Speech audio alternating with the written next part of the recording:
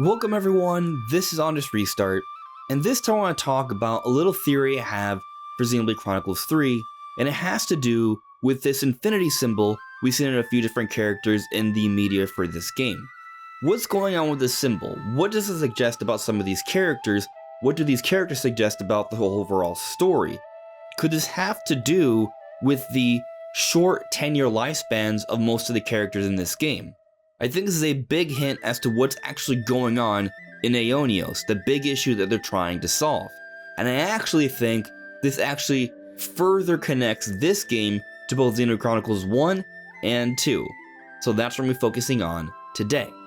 Now before we jump into things, let me first very quickly mention my social media. It's all linked in the description below. Please check that out. Maybe also like the video, it's very helpful for me. And if you're interested, please consider joining as a member.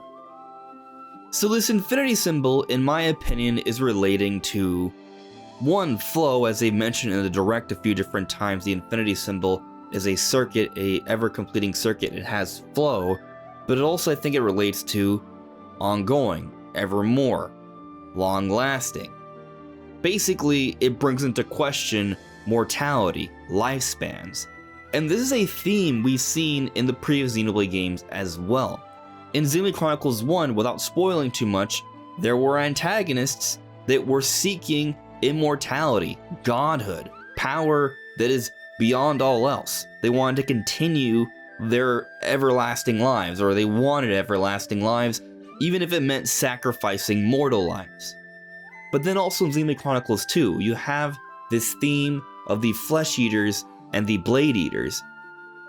When blade eaters, basically one who eats a blade, successfully do so, they obtain a longer lasting life similar to a blade, and blades have lived on for generations and generations. However, we do learn that there are also the titans that are effectively giant continents in Xenoblade Chronicles 2, but the big issue of that game, that world, is that they're slowly dying out. These supposed giant continental titans that have immortal or long-lasting life are dying out. It brings into question eternal life. It brings into question the mortality of the people living on these titans, and it causes a struggle, a war, and they're trying to figure out how to solve this by finding new land.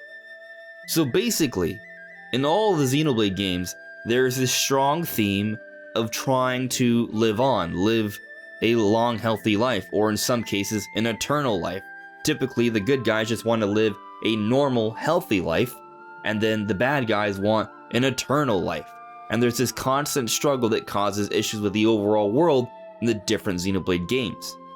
And I don't think it's any different in Xenoblade Chronicles 3. I think this theme is continuing, and it's perhaps more prevalent than ever before.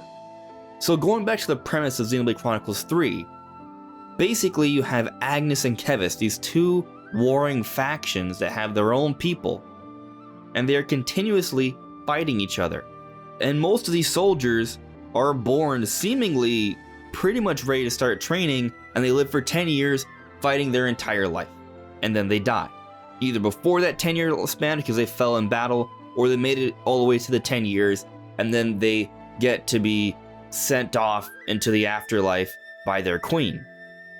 But what's fascinating here is that every time they die, they disperse into a whole bunch of particles, and these particles go somewhere. We haven't seen where exactly the particles go when the queens send them off, but when they fall in battle, there are these red particles that go into these flame clocks. What is that all about? There's something interesting going on there. And then going to the queens from the two different factions, it is widely believed, and it's basically been confirmed, that these two queens, without spoiling for those who do not know, are characters from Xenoblade 1 and 2. In other words, they've been around for a very, very long time, which brings this contrasting theme of living normal lives, or the struggle too, since they're only living 10-year lives as soldiers, versus living eternal lives like these queens from the previous Xenoblade games. And then you have this other group. I believe they're called the Consul. If I'm mistaken there, I apologize.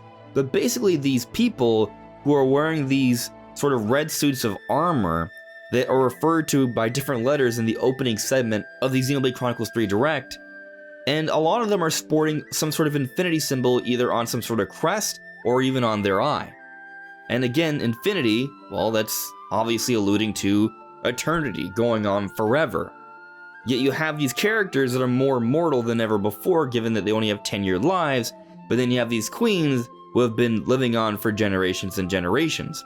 But what about this council? It's hinted at that they are sort of pulling the strings behind this here. They're clearly related to the dark secret of this game.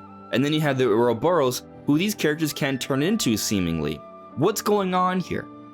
Well, basically my theory is they are stealing the lifespans of these soldiers with these 10-year lives. They are stealing them. Why else would their energy go into the flame clock? And I think it should also be mentioned that these soldiers seem to share some traits with blades or flesh eaters from Xenoblade 2 as well, further bringing into question their mortality. We know that the worlds of 1 and 2 have been merged, but we don't know quite what happened to the communities of people in both 1 and 2 right after these games. Clearly there have been events that have led to the world in Xenoblade Chronicles 3. We know there's been a merging of some sort, but how this transpired exactly, what did it lead to, why are we in this sort of culture where you have these two warring factions where most people are just soldiers that live short 10-year lives at best? And why is it the case that they don't even start off as babies? They start off as already 10-year-old people, it seems.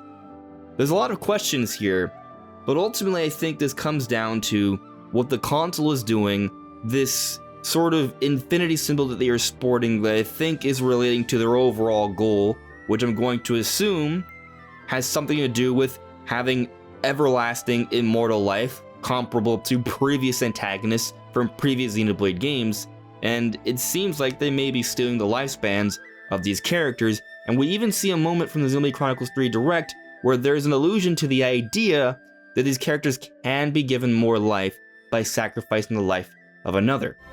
So don't give up yet. This'll buy you some extra time. Use it. Stop this! I don't want any of your time! So we may already have enough information here to sort of piece together what may be going on, not to mention this Vandom looking guy who has something to do with the merging of these two different factions, our 6 main characters early on in the game. He's telling them to go somewhere else, but if you pay close attention, you will notice he seems to be more mature than a 18, 19, or 20-year-old. He seems to be someone who's at least into maybe his 30s or 40s, closer to middle age is what I'm trying to say here. In other words, he's lived more than just 10 years on this world. He has had a more normal lifespan, and maybe he's found a way to break away from the cycle that Kieves and Agnes seem to be sort of dealing with. So in my opinion, it seems like the goal of this game is to stop the console from stealing the lives of everyone else and giving everyone the opportunity to live a normal, healthy life, just like in previous Xenoblade games. But what do you guys think is going on here? Let me know in the comments below. Anyways everyone, this is On Just Restart. Thank you so much for listening and watching, and I'll see you all really soon. Take care.